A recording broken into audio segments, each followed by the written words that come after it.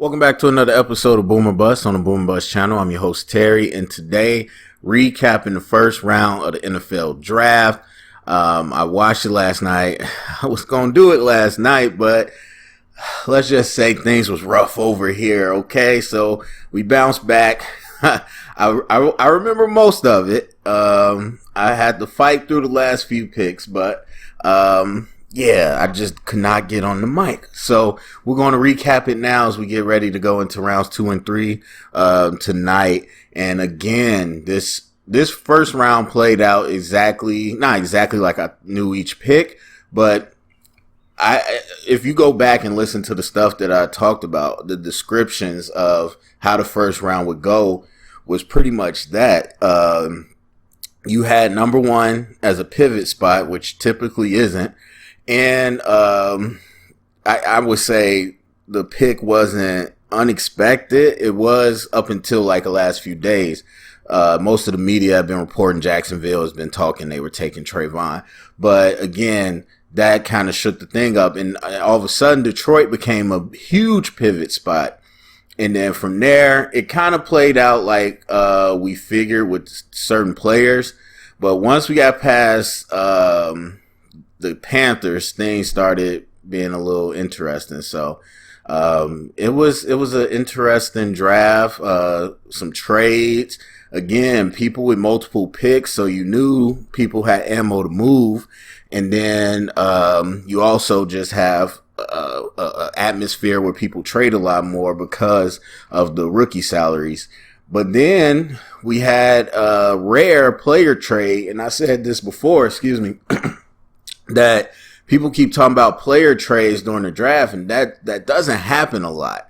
And so everybody's like, oh, all these people getting traded. And I'm like, I don't know about that. Now, A.J. Brown was a surprise. Just, again, it's rare, but also I didn't think they were moving Debo or A.J. at any of them. I thought they were going to figure it out. But they traded A.J. Brown, so that was interesting. And then the pick they pulled after that, beautiful. So anyway, let's go through this. Number 1, you got Trayvon Walker, as I said.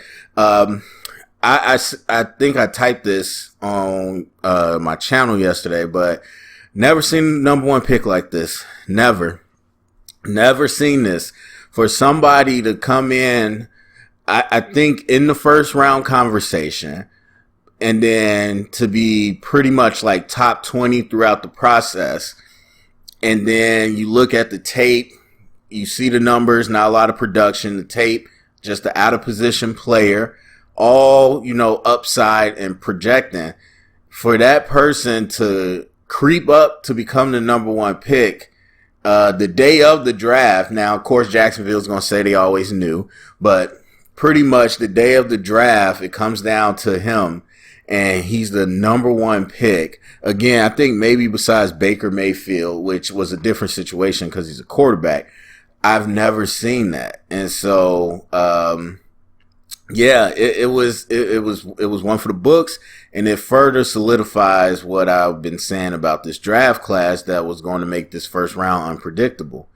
So then 2, Aiden Hutchinson, I think that's a no-brainer. Houston, Derek Stingley at 3, that was a bit of a shocker, but if you had been paying attention to some of the quote-unquote insiders, you wouldn't have been shocked that this happened.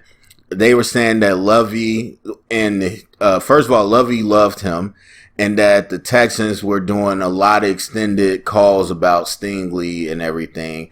And so, am I taking him over Sauce? Probably not.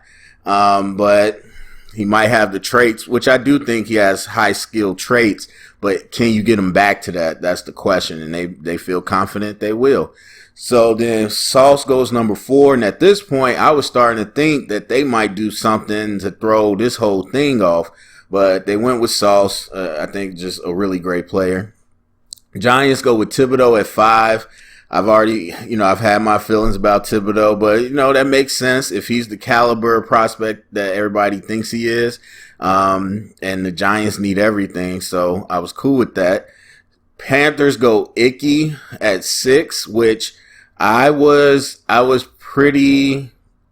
shocked, but obviously this was a huge pivot spot because people were talking quarterbacks, talking all this stuff. Like, what are the Panthers going to do? A lot of people thought they was going to trade it to get more capital. They stayed put, and they got a great player. And Icky stays home for the most part. You know, he played North Carolina. He'll still be in North Carolina. So that's a great, cool story, and I think he's going to be a captain there. Evan Neal goes to the Giants, and, you know, it's going to be interesting because Evan Neal's not like personality per se, but he's definitely more celebrity than football player. Same thing with Thibodeau. And you got a new coaching staff, and you got a team that doesn't have a winning culture. I would have liked to see both of them go to a team with a veteran unit that could hold them to some type of standards. So it's going to be interesting. Not to say they don't have, you know, great talent. Obviously, they got two guys with great talent, but you also got two guys that you are looking for the upside, and you're going to have to coach it out of them. And the question is just going to be, do you have the people that can do that? So then we get to 8, and I think this is where the draft gets a little interesting. So the Falcons take Drake London, and people thought that, you know, they would get a receiver. That was one of their big needs, and that's fine. I'm not as big of a Drake London fan as everybody else. I don't think he's terrible. He's up there, but a lot of these receivers are similar. For me, I'm not taking Drake London there, especially with Pitts. I think about just those two type of players. I was telling my friend they're going to have to be on the opposite side of the field most of the time, because the way Drake London plays, he doesn't get separation like that. And so when you got a guy that the corner could be in his face, or, you know, he's going to bring traffic even if it's double coverage. And then you got Pitts too, who can run, but also, you know, he's a tight end. He's going to be a 50-50 guy too. You're going to be attracting a lot of coverage to the same area, and you don't want that. I thought a guy like Garrett Wilson made more sense, because with that speed down the field where it's clearing things, now you got a high-low situation, which is what you had with the Chiefs with Tyreek and Kelsey. So are the safeties going to sit and try to do something over the middle, help the linebackers, or are they going to be deep with Tyreek Hill? That's what I was looking for schematically, but, you know, they take Drake London. And again, I think you put them on the opposite sides of the field and don't bring coverage together, you might be all right. So then Seahawks surprised me too. Not surprised me, like I was happy, because they could have went Jermaine Johnson here, and we'll talk about him. They could have went Jermaine Johnson here, the flashy pass rusher that everybody's talking about. But they did the smart thing and the hilarious thing. I've said for years, I said as soon as Russ leaves the Seahawks, they're going to get some pass protection. And what happened? The man got traded, and right away, the top 10 pick, they got an offensive tackle that I think is a great prospect and should be pretty good. So that's hilarious to me, but I think they made the smart play right there. All right, then 10, Jets go with Garrett Wilson, which I think they're happy. I think they said, hey, we could trade and move around, but we're going to sit here and see what falls to us at 10. Either way, we'll have something good, because it was either going to be Thibodeau or Evan Neal falling, or the receivers were going to come to them, and that's one of the receivers came to them. And I think they wanted Wilson. I think they like speed in New York. I don't think London was their guy, so this works out for them. So then the Saints come up and get Olave. And I have to look at a separate page for the trades, because there's so many trades. So they traded their number 16, which, you know, you swap those. They give up a 3rd rounder and a 4th rounder to move up 5 spots. Now, I can't remember the whole entire order, because people traded so many picks, because the Lions came up and the Eagles.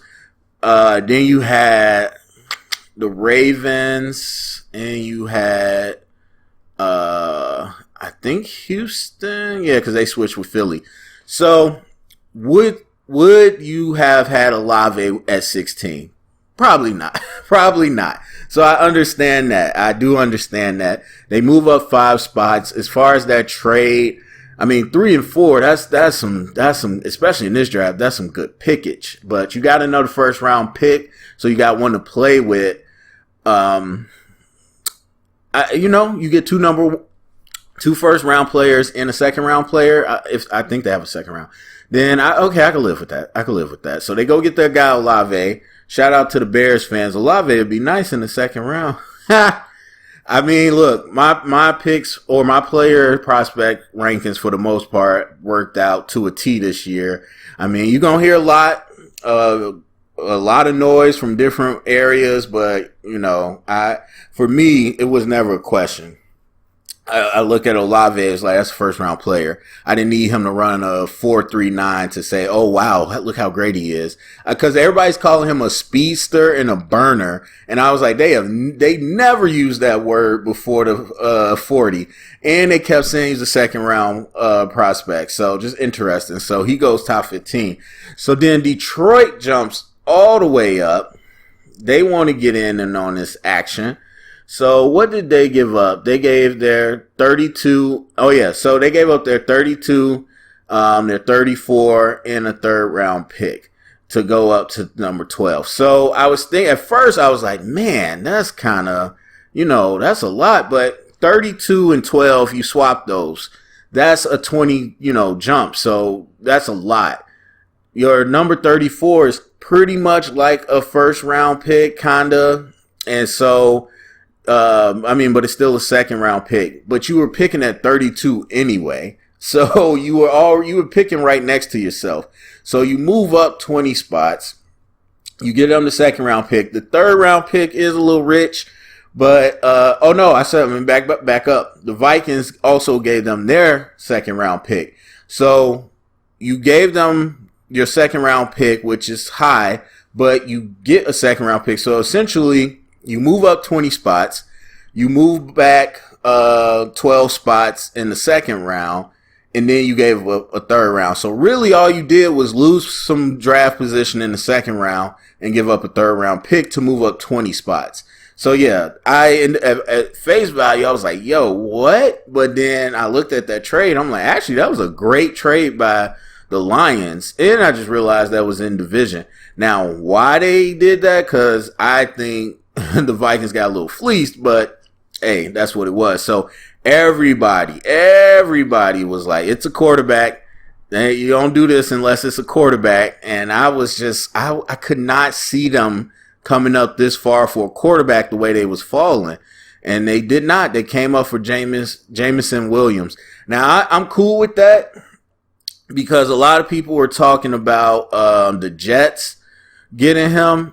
And I said, look, if the Jets get him, what the Jets doing this year? They not doing a lot this year. So yeah, you could get him and stash him for next season or middle of the season or if they got playoffs.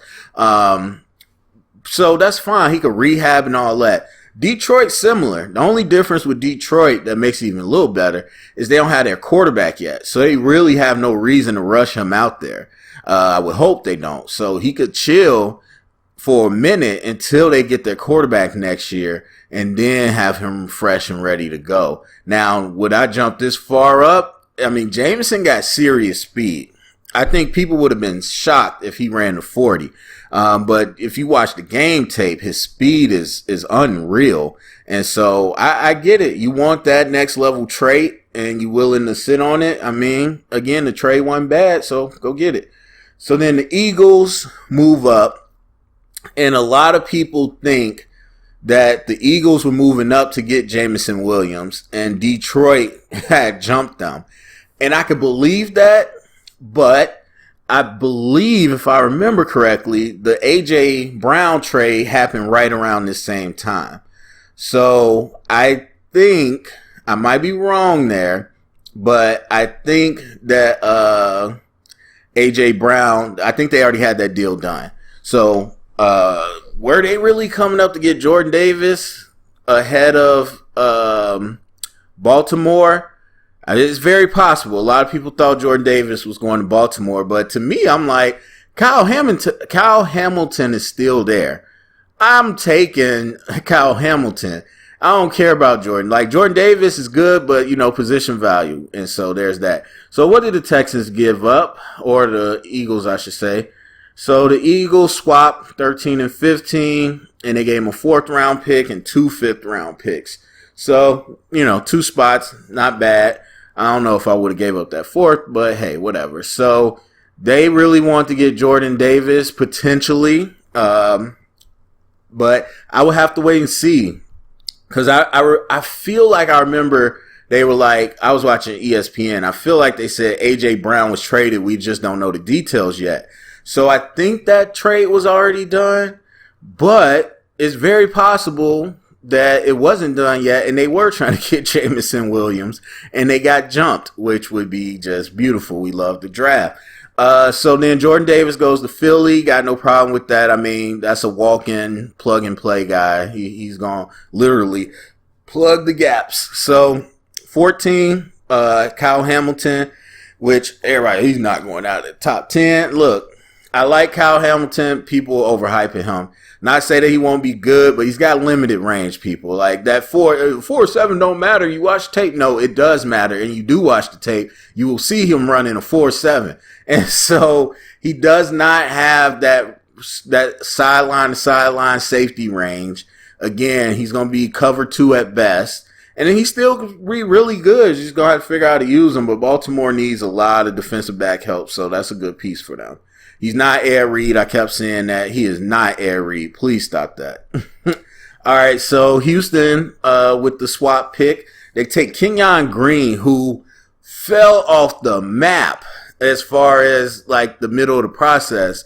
And then out of nowhere starts surging back into the 1st round. Now, did that actually happen? Who knows? But that's the narrative that we were told by the media.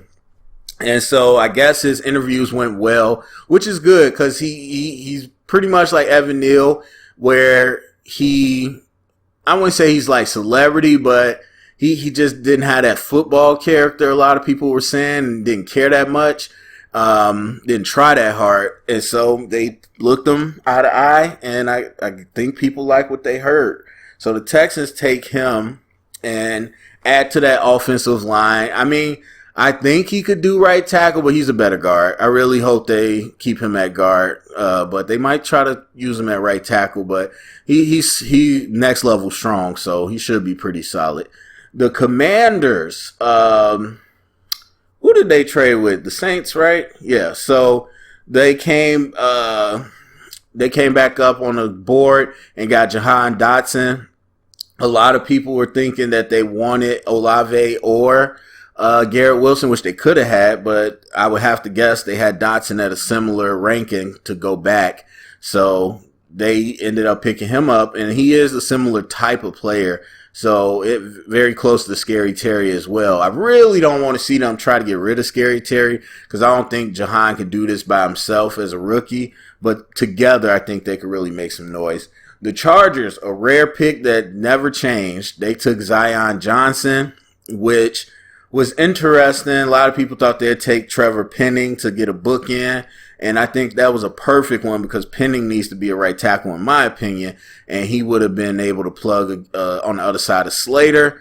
But they take Zion Johnson instead, who I think, again, is a guard. But they need offensive line help, so that's fine with me. And then the Titans get on the board after they trade A.J. Brown to the Eagles for this pick and another pick. And they take Treylon Burks. My boy goes top 20. Everybody was saying, man, he going to fall to the 2nd round, which would have been fine to me if he fell to the Bears. But, hey, I told y'all from the beginning, this is my favorite receiver out of the draft. And the A.J. Brown comparisons are they okay. I don't really see him playing like A.J. Brown. He plays like more like a mix of Debo and Mike Evans. But, hey, there's that. So they'll be replacing A.J. Brown with him. I love that. I love that. It was just like, all right, A.J., you could go. Treylon Burks, what's up? So then the Saints, they get Trevor Penning. And I hope they don't try him at left tackle. But hey, they need offensive line help. What's his name? Their left tackle Armstead went to Miami. Pittsburgh takes Kenny Pickett out of Pittsburgh. I did not believe this would happen. I thought they would succumb to the Malik Willis hype. I thought this was a match made in heaven. The dude is a Pittsburgh. Well, Sam Howell's a little more of a Pittsburgh type, but I like this. I mean, played at Pitt. It just works out. I can't wait to see how that goes. And I don't know. I don't know if they give Trubisky a short lease or if they let Pickett actually sit, because that'd be nice. So the Chiefs trade up. What did they trade? The Chiefs gave up their 29, and then they swapped 29. They gave up the third round and the fourth round. So they moved up 8 spots and gave up a third and fourth. I mean, people must not care about the third and fourth round this year. So, I mean, they're a pretty loaded team, so they could do that. I mean, McDuffie was tumbling down. Again, not someone I dislike, someone I had an incomplete grade on, just the way they play at Washington didn't give me enough tape, but people kept saying he was great. I wasn't able to see it, so he fell a lot further than some people thought, and the Chiefs wanted him bad. They didn't think he'd fall that far, so they went up to go get him, and I'm okay with that. We know the Patriots love getting picks. The Packers take Quay Walker, who ended up being the first linebacker. And I told my friend who does evaluations, as soon as I watched Quay, I was like, yo, I think he's the best linebacker out of this group, because Dean, it's a little bit the size and just his ability to come downhill and hit.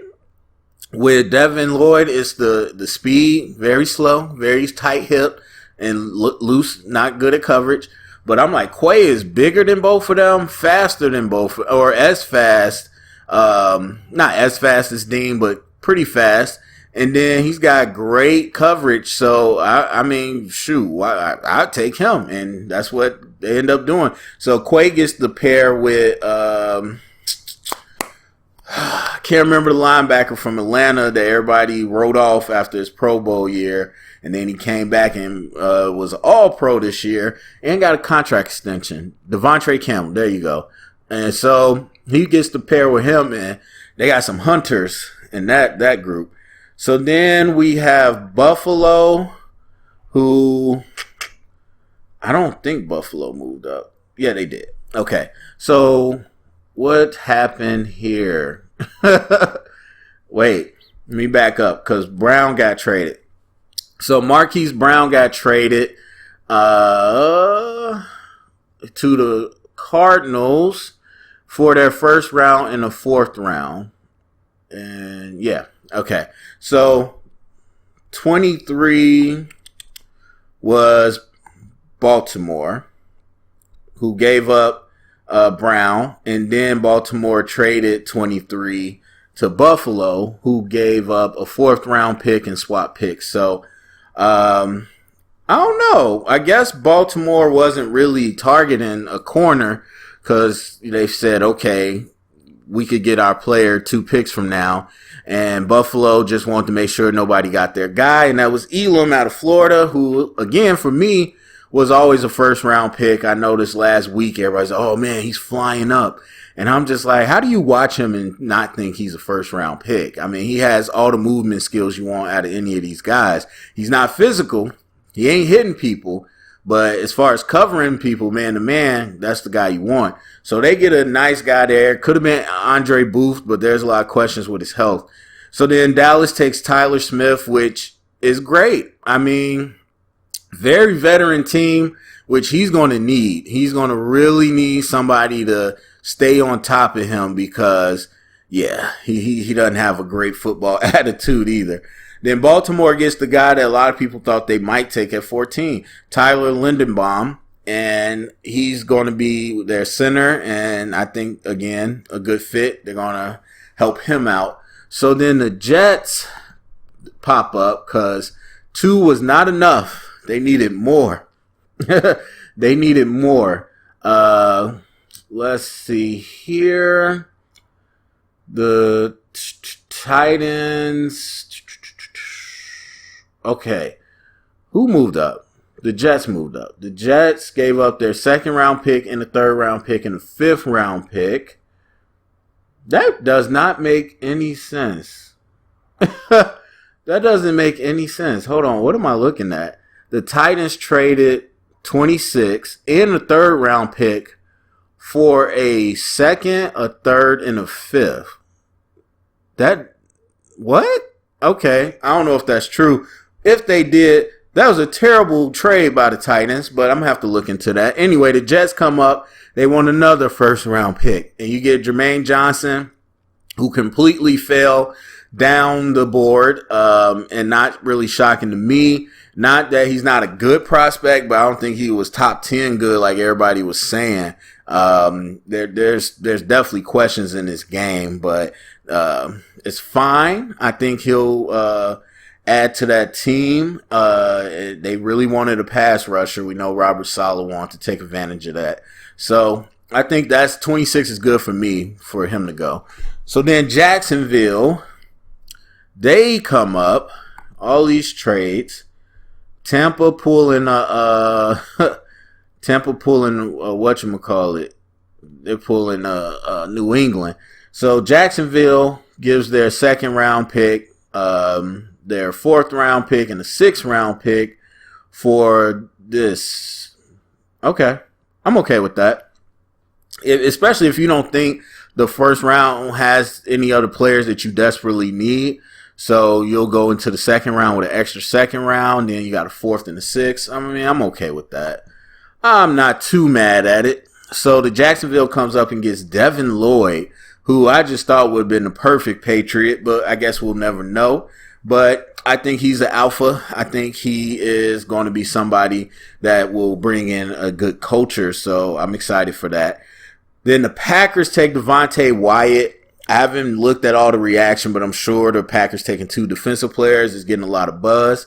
But they take Devontae Wyatt, who fell kind of where people projected him, which again doesn't shock me a whole bunch. Now, I don't love this because they kept projecting him to odd front teams, and I know we play nickel most of the time.